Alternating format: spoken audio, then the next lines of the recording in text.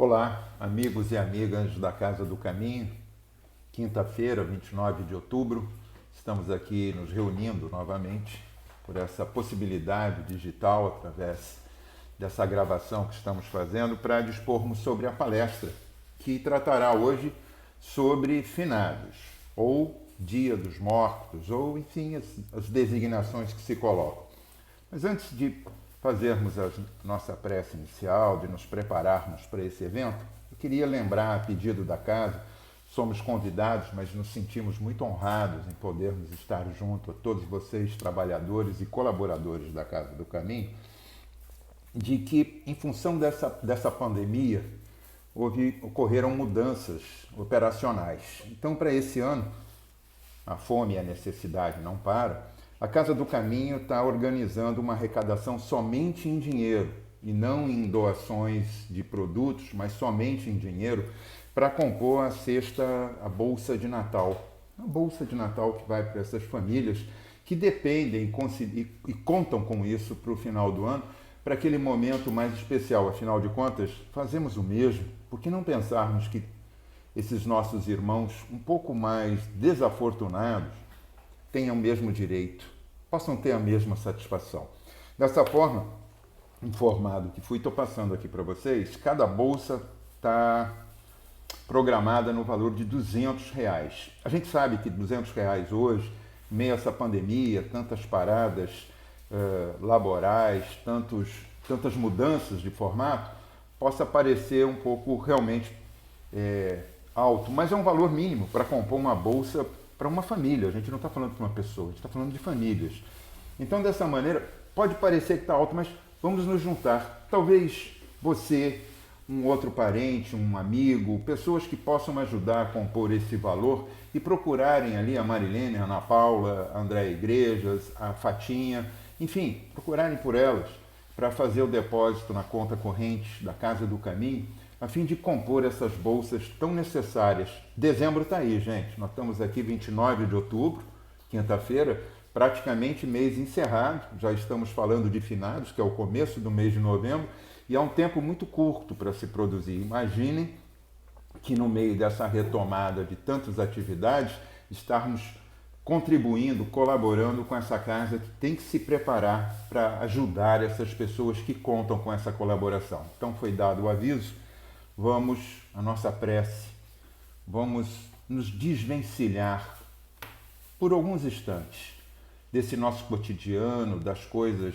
do mundo, das coisas que nos envolvem, às quais estamos submetidos, e elevarmos nesse momento o nosso pensamento a Deus, nosso Pai, a Jesus, o doce Rabi, o irmão maior e médico de nossas almas, ao doce, querido e bondoso amigo Dr. Herman e todos os bons espíritos da Casa do Caminho, e aos nossos mentores, esses espíritos incansáveis que tomaram para si a tarefa de nos auxiliar na presente jornada terrena e que são fiadores desse processo que aqui exercemos com tanta liberdade, com tanto livre-arbítrio.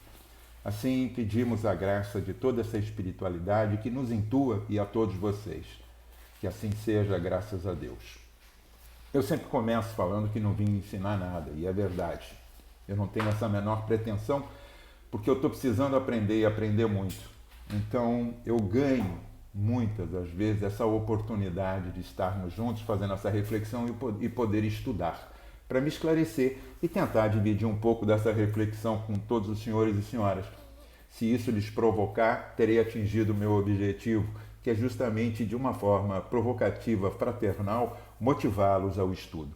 O tema de hoje é finados, e ele encontra amparo lá no Livro dos Espíritos, da Vida Espírita, que é um capítulo que começa lá na questão comemoração dos mortos e os funerais. Começa na questão 320. Nós vamos dissertar, são 20 minutos que nós temos, agora menos, e vamos tentar racionalizar isso dentro do nosso processo. Nós que somos espíritas e todos aqueles que possam estar nos assistindo e tenham para consigo uma busca de entender quem são, de onde vieram e para onde vão, e uma razão de vida, porque não pode se falar em vida sem se ter o sentido da reencarnação, que são as reoportunizações, todos esses momentos que ganhamos de novamente voltarmos ao plano na nossa busca de melhora e, é claro, consequentemente, a desencarnação. E quando se fala em desencarnar, o espírito, que não morre, deixar as vestes terrenas, deixar esse arcabouço biológico que nos atende para voltar ao mundo que chamamos errático, que é um mundo espiritual. Bom, de fato é morte, morte biológica, né? Os médicos, inclusive, tratam que a morte efetiva do corpo não é só a parte biológica, tem que haver a morte cerebral. Sem a morte cerebral, o corpo ainda continua provendo realizações biológicas. Então tem que haver a morte cerebral. Para nós é exatamente esse momento que começa a ocorrer, veja bem, a extinção do corpo, mas não o total desenlace do espírito. E para isso, nós temos uma série de situações. A humanidade sempre tratou com muita cautela, ou com medo, ou com temor, a morte. A gente sempre fala em vida, mas não pode haver vida sem o sentido de morte. Na verdade, se dissermos assim, acordei hoje, graças a Deus, mais um dia, está absolutamente certo, mais um dia, mais uma oportunidade de realização, de conhecimento, de troca, enfim, de processo. É mais um dia que você realiza e é menos um dia no teu conjunto fluídico. Você está diminuindo, você está entregando matéria, você está entregando fluido, você está entregando um processo que você está se desgastando. Então, a extinção é certa e é lógica. Bom, sensibiliza os espíritos à lembrança dos que lhe foram caros na Terra? Essa é a questão 320. Estão várias as questões, mas nós vamos tentar não sermos didáticos, mas exatamente tratarmos do assunto. Sim, que sensibiliza. Eu acho que todos nós nos sentimos sensibilizados quando alguém liga, principalmente nesse momento de pandemia, que foi uma coisa que continua ainda. Nós estamos mais adaptados, mas continua ainda muito tumultuado, muito desencontro de informação, muitas expectativas, muitas acusações. É um momento em que a gente tem que serenar, mas é muito legal quando recebemos uma ligação ou uma mensagem de alguém dizendo: lembrei, passei por aqui porque estou lembrando de você, queria falar contigo, saber como você está. Acontece com os nossos queridos. Acontece. Só que a nossa postura aqui no Brasil, em outros países latinos, países que têm grande característica da religiosidade associada à cultura católica romana, é de cultuarmos os túmulos, os cemitérios, as necrópolis, né? Vamos todos nos reunir em determinado dia para prestarmos homenagem a esses que partiram, que nos deixaram saudosos. Nada contra, inclusive o livro dos Espíritos dá essa determinação. Os espíritos se comprazem e ficam muito felizes quando lembramos deles a qualquer instante. E nesse dia, de modo generoso, tem maior influência por causa do conjunto da associação de pensamentos, de mentalização. Agora, infelizmente, já é alguma coisa que começa ali no século X, pós Igreja Católica, quando se começa a comemorar o dia dos finados, ou o dia dos fiéis mortos, ou dos mortos fiéis.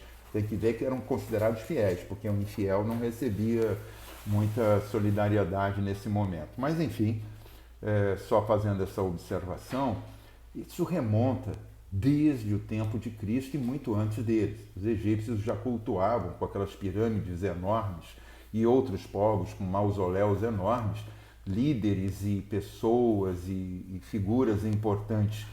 Como existe uma certa incongruência numa colocação quando se diz assim: Dia dos Mortos, nós vamos venerar, segundo a Igreja Católica, aqueles que estão em sono permanente até o dia do julgamento final, quando serão chamados e julgados se culpados ou inocentes, irão aos céus ou irão ao inferno definitivamente. É engraçado porque quando são os santos e beatos ficam fora dessa escala, né? E os anjos também. Quer dizer, então a gente consegue criar uma situação onde é quase todo mundo, mas não são todos, né? Porque quando se é santo, considerado santo, você revive e se torna um espírito de referência. Quando você não tem nada público de grande ênfase, você se torna um perene e permanente adormecido, aguardando um efeito. Tirando o que pode parecer uma crítica, mas é uma observação para nós associarmos a realidade e associarmos o que está certo ou o que não está tão coerente com o processo, é que nós vamos comemorar o Dia dos Mortos, quando na verdade todos os dias são deles como nossos. O Divaldo ele fez uma colocação tempos atrás numa entrevista que ele deu a um jornal e depois isso replicou em outras mídias, de que se gastássemos tudo aquilo que despendemos com ornamentos, sejam flores, sejam os vasos, sejam as reorganizações dos túmulos, se gastássemos em apropriarmos esses valores para alimentarmos, doarmos remédio, doarmos atenção, estrutura para os mais desvalidos, estaríamos muito mais satisfeitos e os espíritos a quem rogamos essa obra em conjunto também satisfeitos, porque caixão não tem gaveta. Então não levamos nada daqui que não seja o nosso conhecimento. Jesus já o dizia, nada será teu de fato se a ferrugem e os homens puderem lhe roubar. Então, de fato, a gente só leva o conhecimento, as experiências, todo esse acervo que nós juntamos. Mas comemoramos o Dia dos Mortos, voltamos, nesses países latinos ou de apropriações católicas, ou mesmo protestantes ou outros, como se fosse uma envergadura para os corpos, quando na verdade, aliás, de verdade, Leon Denis coloca em uma de suas obras que foram os druidas que começaram muito tempo lá atrás também, no que hoje é a França, a Bretanha antiga, a fazer esse movimento positivo em relação à lembrança dos antepassados, e não eram nos túmulos. Reuniam-se nas casas, fazia-se um evento reunindo-se nas casas para lembrarmos a memória desses antepassados. E eles, por intuírem já a pré-existência e a continuidade do espírito, faziam essa relação através desse contato e dessas reuniões. Quer dizer, então nós estamos promovendo num determinado dia ou numa determinada ocasião, e essa lá no tempo dos druidas não era apenas um dia, eram ocasiões várias durante o período, que você pode se reunir para fazer essa lembrança grata, trazer a lembrança das satisfações, das alegrias, do aprendizado, enfim, de tudo que te foi possível captar. Porque a doutrina não prega que nós devamos ser absolutamente frios e indiferentes. Pelo contrário, o luto é necessário, a percepção das perdas são necessárias, mas a gente tem que ter uma questão de esperança. A morte de alguém não pode ser a morte da nossa esperança, ao contrário, tem que ser o reconhecimento de uma continuidade natural, de uma vida continuada e de que nós também estaremos passando por aquilo, porque ninguém está livre. Vamos, inclusive, nos lembrar de que quando participamos de algum evento dito social, no caso de um velório, em que participamos, que a gente deve manter uma compostura que não é de ficar contando piadas, historinhas ou falando de coisas outras que não seja aquele ambiente. Primeiro, porque aquele espírito pode estar presenciando aquilo dependendo da situação. Segundo, é porque nós vamos passar por aquilo. Ser respeitoso para com o outro como você o deseja para si mesmo. Isso está dentro da nossa regrinha, lembra-se? Jesus já tinha falado disso há mais de 2000 anos. Então, ser respeitoso, sim. Porque lá num dado momento, você vai estar participando do velório como principal ator. Nós todos vamos ser atores disso, de uma forma ou de outra. Nem sempre temos, inclusive, o privilégio, porque irmos ao cemitério como hoje para expressarmos o nosso amor, a nossa saudade pelos mortos, é um privilégio. A humanidade passou por N guerras, por N pestes, por N pandemias, e os mortos ficaram ao longo do caminho. Quantos são os chamados insepultos? As próprias guerras, recentemente, o Brasil tem um sem número de mortos na Segunda Guerra Mundial, pequeno em relação a todos os outros, mas sempre é morte, sempre faz sentido. Não é pequeno para a família de cada um que perdeu, que ficaram nos mares.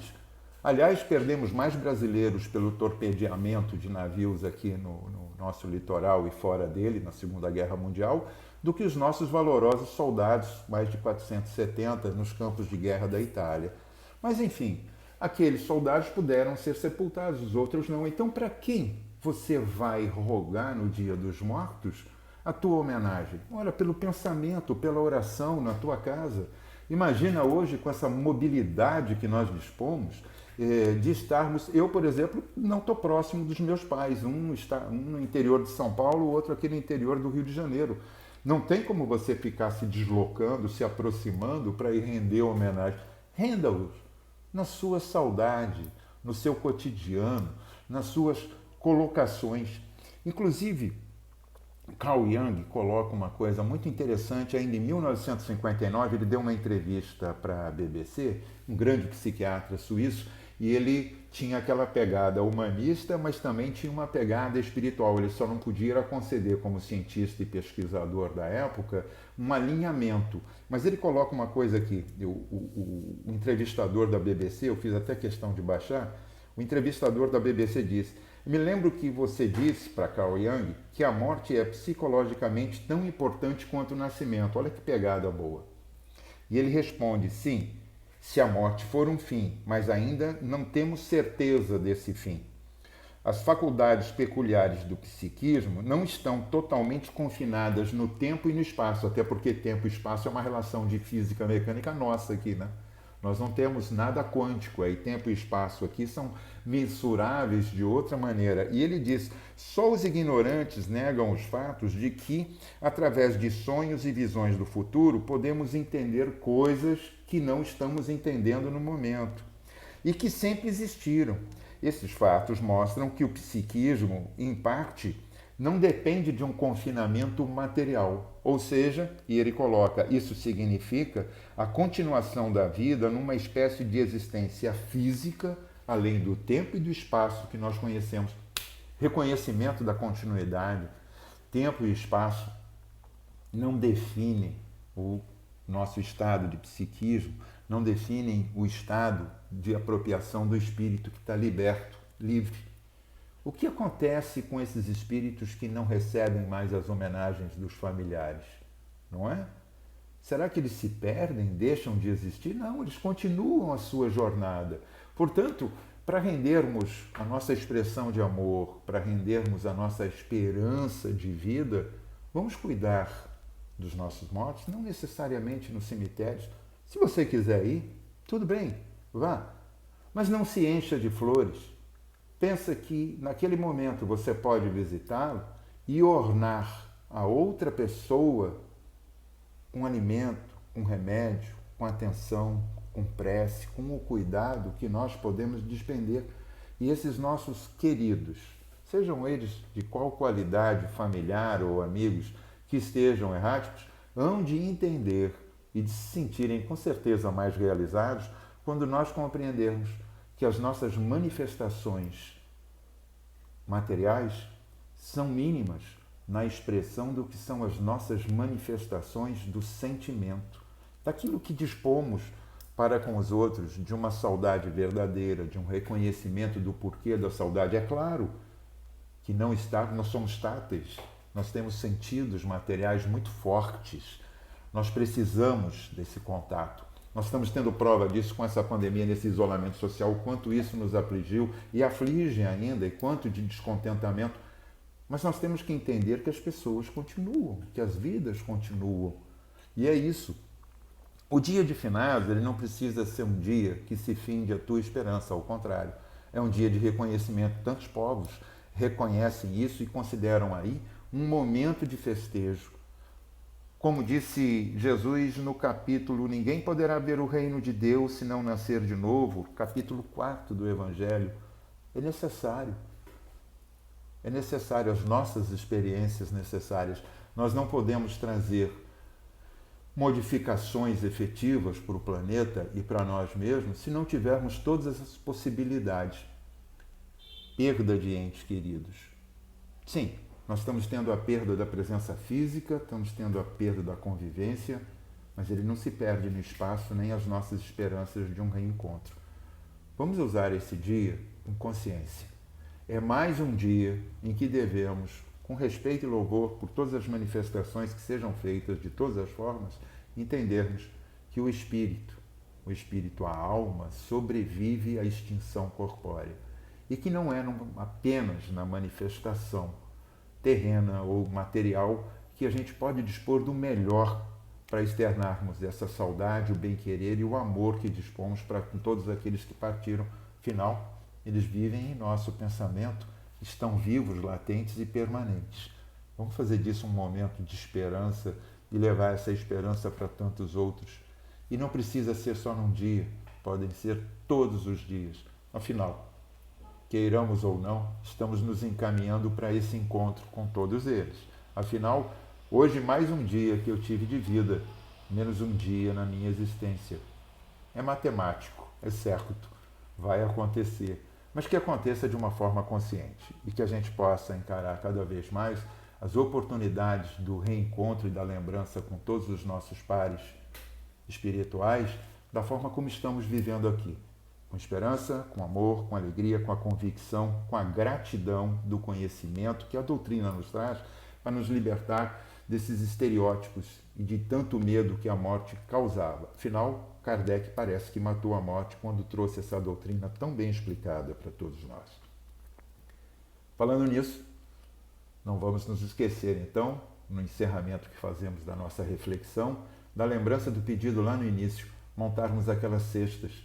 Pode levar a sua florzinha, claro, não quero dizer pode, você deve, se assim te comprar, mas não esquece de botar algum dinheirinho para a gente montar aquela cesta para essa turma que está aqui encarnada e que precisa dessa homenagem, da nossa atenção, do nosso carinho, da nossa solidariedade.